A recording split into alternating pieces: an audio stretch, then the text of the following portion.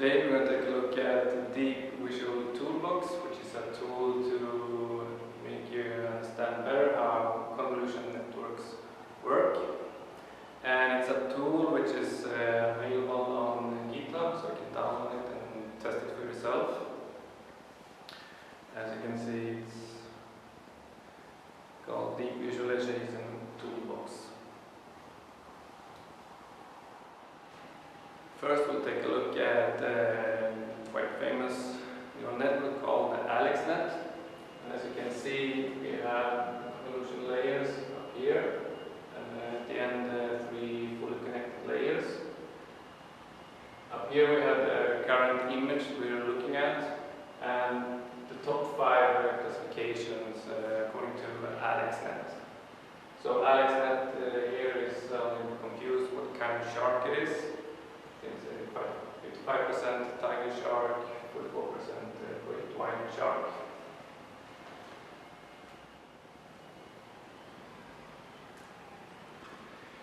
Switching image to another one, we have here a skier, and AlexNet is quite confused.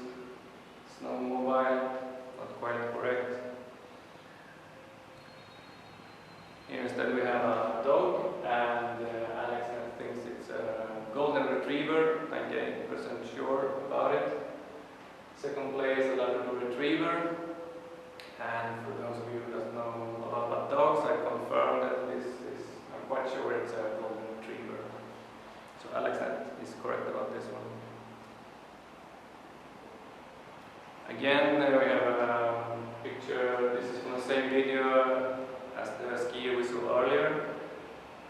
And so this is an image from not in the dataset on which AlexNet was originally trained. And the dataset is the most famous one, maybe, called ImageNet. And here AlexNet is not sure about anything really. Here we have my fan in the office, which saved me last summer. And second place, electric fan. First place, a spider web, which you can understand why it's a little bit confusing, but still it's quite clear, I think, that it's an electric fan, but AlexNet didn't manage to classify that one. Ambulance instead, no problem. Here we have an interesting sign on the street. I think it's a digital clock. Second place, street sign, but only 3%. And later I will explain why I think AlexNet thought it was a digital clock instead of a street sign. And we'll see later in the moving down through the convolution layers. Fireboat, 100% sure. Girl in a cowboy hat, mixing bowl. And we're back at the shark. These 96 black squares we have here, and in some of them you can see outlines of the shark in different ways. They are the different features that the first convolution layer has learned. So we have the first feature, or kernel, which in this case hasn't learned to recognize anything which can be found in this picture of the shark. Instead, once here you can see the outline of the shark and so on. And if we switch the view, we can see for each feature or kernel what kind of image we could put in these kind of images here. These are the kind of features that are mostly activated. Up here we have different lines, and in the lower part they're more activated on the colors in the images. Interesting one here is this one. You have white on the left part, black on the right part. You have the inverted black on the left part and white on the right part. And if we take a look at, go back to the girl in the cowboy hat.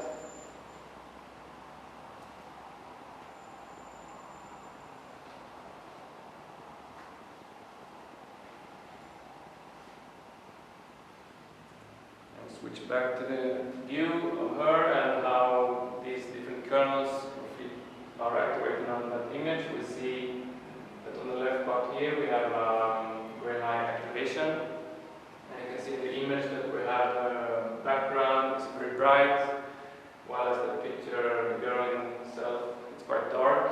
There you have the activation, the line between the background, bright, and the girl. This one instead is highly activated on the right side. And if we go back to the kernels, you can see how it's activated on the dark on the left side and brighter on the right side.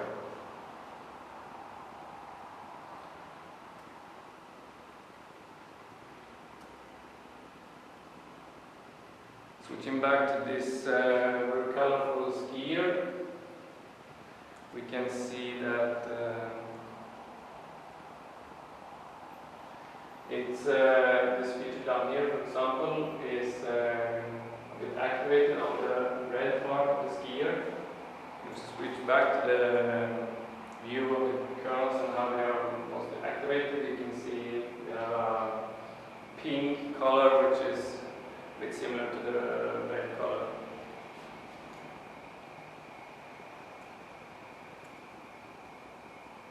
And these features learned in the first convolution layer are quite abstract. You have very simple lines or colors. If you move down to the second convolution layer, we can see that there are slightly more complex shapes in the upper half. This lower half is still mostly about colors, but these shapes here are more complex than previous ones who are mostly just simple lines.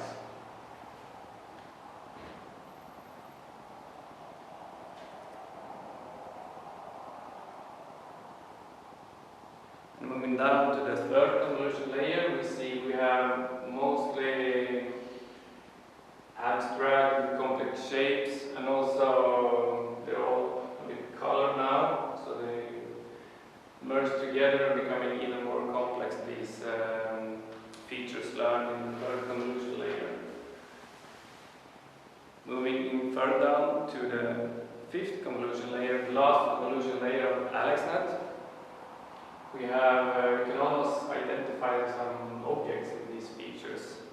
So they have learned to recognize more or less a specific object. An interesting one is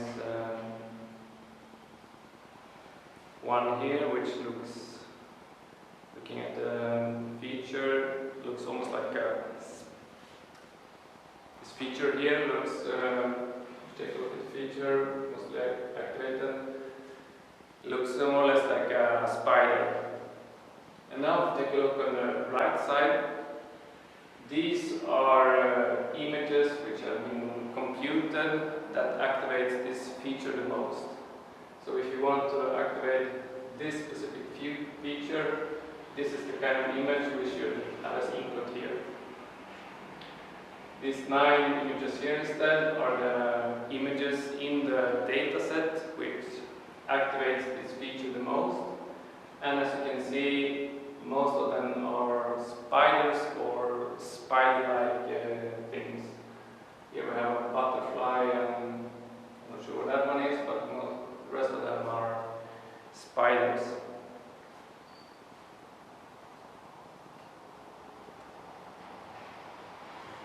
And if we switch back to the activation of this specific image in that feature, we can see it activates a little bit there, even though we don't have a spider per se in that image.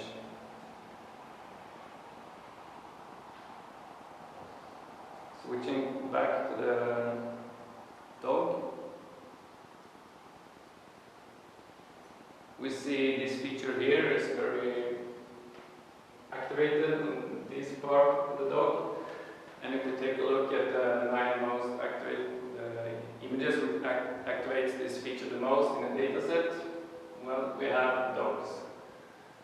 And also you can almost make out dogs in the computed images. which activates this feature the most.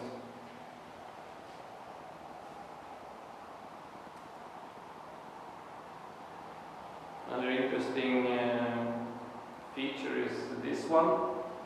So we have this image from a video, and you can see it has some subtitles, which are for the most part activated. We are in this feature up here. And if we take a look at the 9 most activated images, we can see that they are mostly round, but also they have white text on black background for many of them. So this is a feature that activates on text. And if we switch image to this ambulance, which has some text on it, you can see these parts are a bit activated. And going back to this street sign, it is highly activated in these parts, which as you see there has a text, Tabacos Primitiva. And I promised to get back to this image because it was classified as a digital clock, even though it's quite obvious to us, it's a street sign.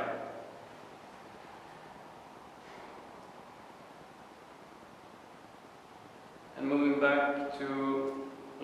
to another feature, we have this one, which activates this image quite a bit in the center. And then taking a look at the the images that activates the feature the most, we have at least 2 digital clocks. The other ones are containing text. So it's text, digital clock. And moving to another feature which is highly activated.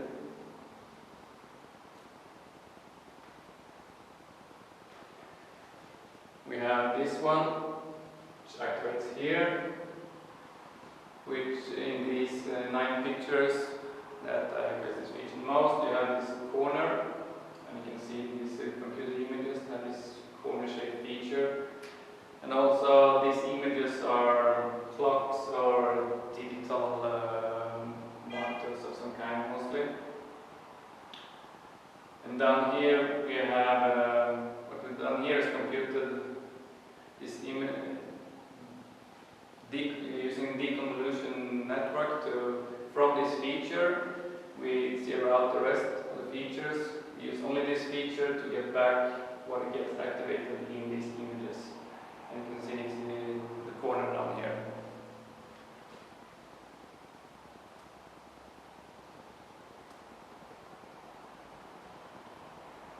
We have a few other interesting features here on this cowboy girl,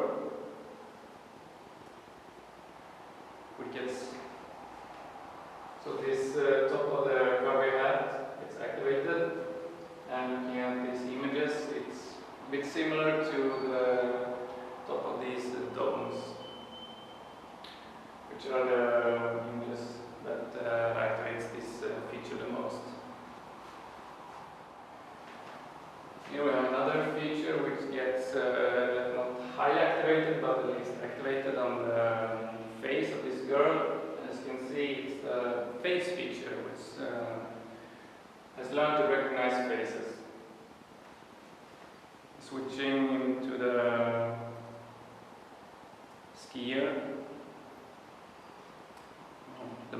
switching to the man in the car, we can see also his face gets activated, and specifically the chin.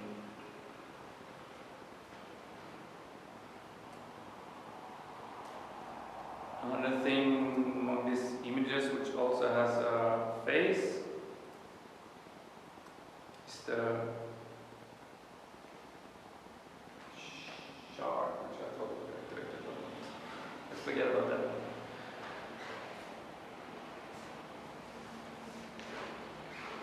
So far we have looked at the convolution network, the convolution layers of this AlexNet. We can also move down to the fully connected layers, which you can't really that much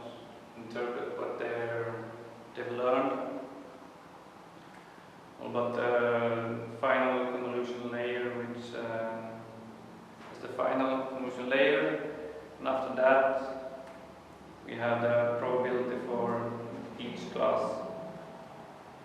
So AlexNet thought that this shark was either a tiger shark or a... So AlexNet thought that this shark was either a great white shark, which is highly activated, or a tiger shark. And as you can see in the images here, we obviously have images of sharks.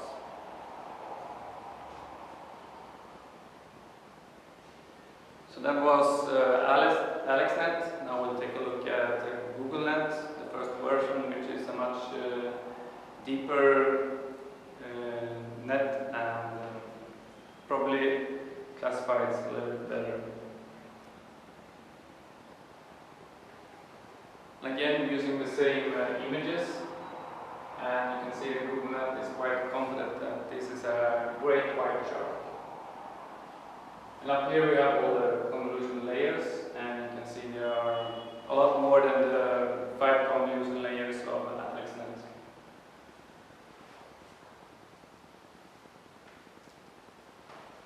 And moving down the layers, we can see that many of the layers in the beginning are still probably learning quite abstract features, because you can still make out more or less the whole shark in these images, and they're activated on the outlines in the chart and so on.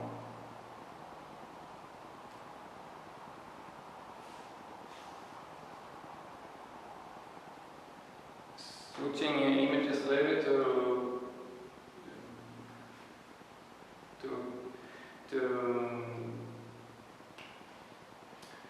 checking what GoogleNet has classified these images compared to AlexNet. As we said, the shark is quite sure it's a great white shark. This skier, which AlexNet thought was a snowmobile. Also, GoogleNet has classified as second post as snowmobile, but only 9%. Instead, it's focused on the crash helmet. The dog, golden retriever. Here, this picture, which AlexNet was really confused and didn't have really any good high percentage of any of the classes. Instead, GoogleNet has 46 on sunglasses and 42 on sunglasses, which should be, in my opinion, the same class. So GoogleNet has done really well, I think.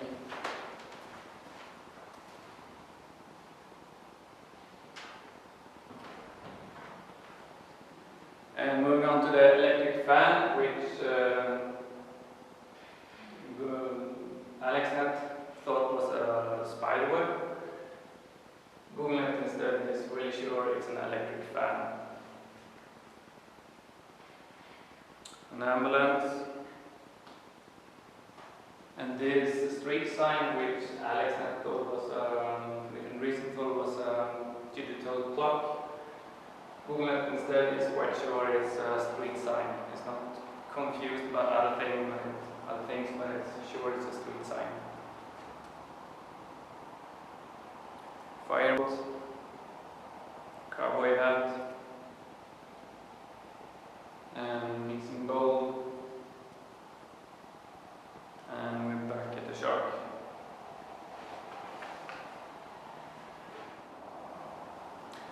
Down here in the layer I4A, we can see that Google seems to have created slightly more complex features.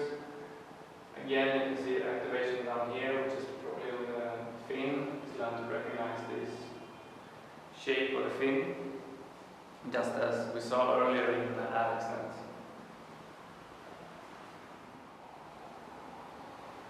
And going back to the street sign, we can see this feature here, which is highly activated on the text. Again, also GoogleNet has managed to create learn a text finding feature.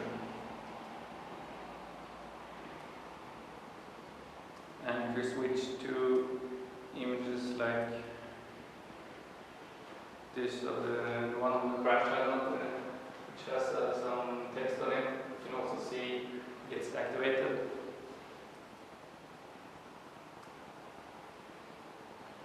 And again, the picture with the man in the car with subtitles, we can see that the subtitles get the subtitles are activated.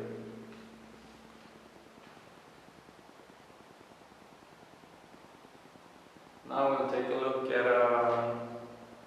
So we had a colleague of mine who created an iPhone application connected to the computer, which was running this GoogleNet. And through the deep visualization toolbox, we can see the video feed and directly classify what we see in the video. So first I was pointing it on the keyboard, in front of my computer. You can see computer keyboard. Moving on to a screwdriver, got more pictures, a ballpoint, and cup, coffee mug, espresso. That's quite well. Down here, mouse, really good. And then we have again the electric fan in my office.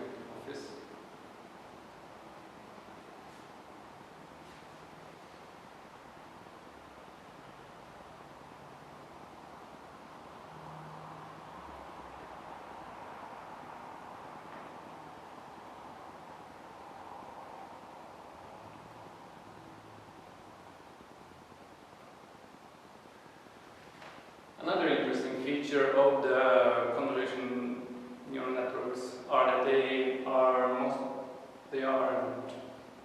another interesting feature of the convolution neural networks are that they are translation invariant, meaning that if you move around the face within the picture, in this case we have a face, in a video of my own face, it still activates on the image.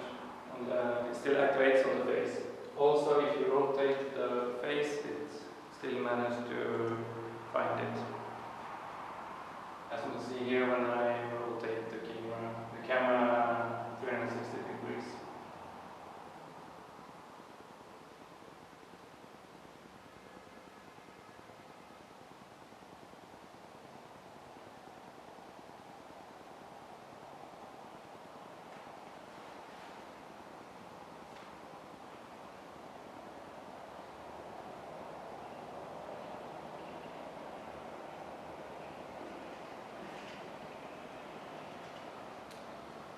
So I hope you, through this demonstration using deep visualization toolbox, have a little bit better understanding of